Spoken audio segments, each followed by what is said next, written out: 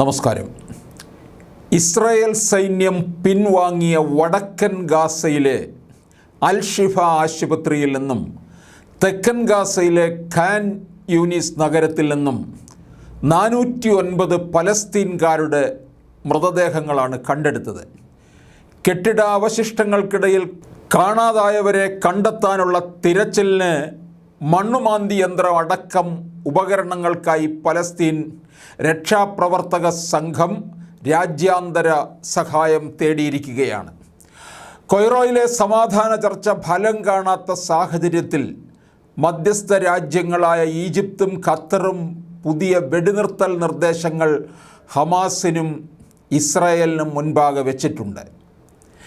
കഴിഞ്ഞ ദിവസം മധ്യ ഗാസയിലും തെക്കൻ ഗാസയിലും ഇസ്രായേൽ നടത്തിയ ബോംബാക്രമണങ്ങളിൽ 153 പേർ കൂടി കൊല്ലപ്പെട്ടു. ഇതുവരെ കൊല്ലപ്പെട്ട പലസ്തീൻകാരുടെ എണ്ണം 33,360 76,000 പേർക്ക് പരിക്കേറ്റിട്ടുണ്ട്. ഖാൻ യൂനീസിൽ വീടുകളടക്കം 55% കെട്ടിടങ്ങളും തകർന്നതായിട്ടാണ് പഠന സംഘം വെളിപ്പെടുത്തുന്നത്.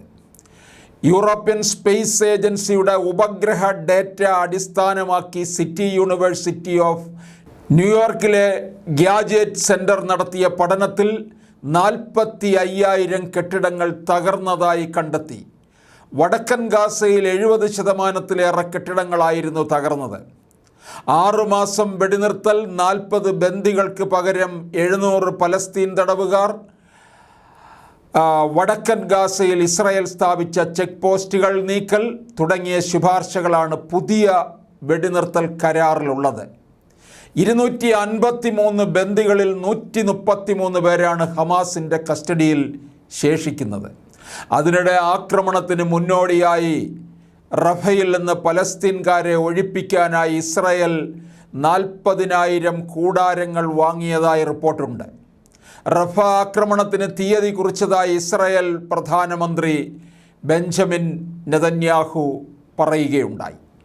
ഇസ്രായേലിലേക്കുള്ള കയറ്റുമതി വിലക്കിയതിന് പിന്നാലെ തുർക്കിയുടെ ഉൽപ്പന്നങ്ങൾ നിരോധിക്കാൻ ഇസ്രായേലും നീക്കം തുടങ്ങി.